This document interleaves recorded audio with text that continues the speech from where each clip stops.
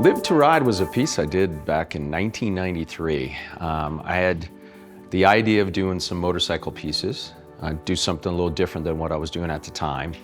And I didn't have a motorcycle at the time. And so I went through a book. I got a Harley-Davidson book, started looking through, and came across the photo reference for Live to Ride, and I decided that to be my first, actually second painting I did for Harley-Davidson. It was a big scale painting. It's a 40 by 54 painting.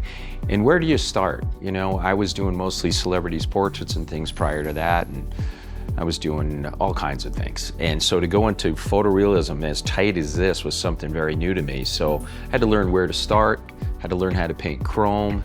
There's gold leaf on this piece, so a lot of different techniques that I have never done before. So there was a ton of challenges on this piece. This is a real big year for me. I'm getting inducted to the Hall of Fame. It's pretty, can we say bitchin' on camera? Is that okay? You know? But no, it's super exciting. It's exciting for a market and for an industry that you've been a part of for so many years to actually pat you on the back and say, hey, we're gonna put you up on the pedestal. We're bringing you into the Motorcycle Hall of Fame. It's a huge honor. So Live to Ride. Cover of the magazine. I've been doing the cover for the Sturgis magazine since 1994, so is that 28 years now this year, I think? 28, 29, somewhere, something like that. I'm not real, I need my calculator, it's in my pocket. But the reason that the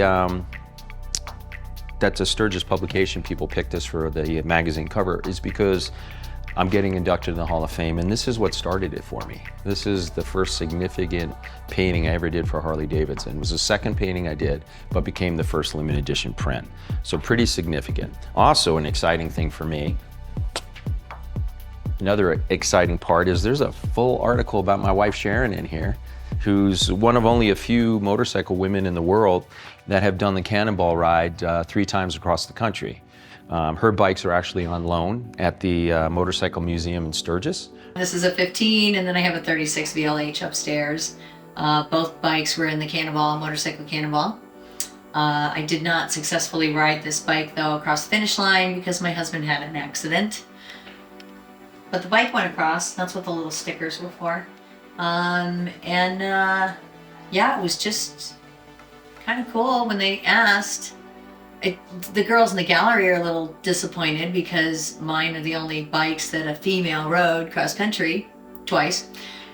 So they don't have that, I think, fellow female bragging right. My favorite memory of riding in the Cannonball, all 3 times, honestly, was just the camaraderie with your fellow cannonballers or the mechanics. Everyone associated with the Cannonball is truly just amazing.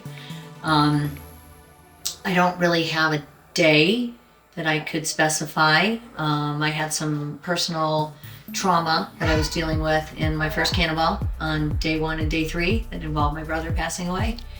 And when you have all these people come to you that are basically strangers until you start this amazing ride, and they're there for you. And I will never forget that. So that's my favorite memory.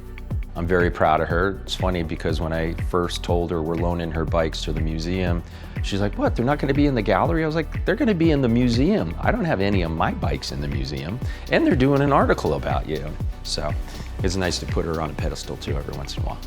I don't know if I'd be as well known around the world hadn't I done Live to Ride. That's what sets me apart as an artist. I know that as, in the future, when people look back at me and my career, they're gonna be, oh, that's the Harley guy. Because I hear people say, do you know who Scott Jacobs is? I'll overhear them because I'm walking around in here. They don't know I'm standing there. And they'll, do you know who he is? And they're like, oh yeah, he's the Harley guy. And I was like, yeah, I'm the Harley guy. There's been a couple of artists that came after me that did motorcycle art too. David Ewell, Tom Fritz, Eric Herman has been doing motorcycle art a long time. You got Jeff Decker has been doing sculptures. So there's other people that have made contributions to the art market for Harley-Davidson, but I'll always be the first, which is a moniker that I'm very proud of.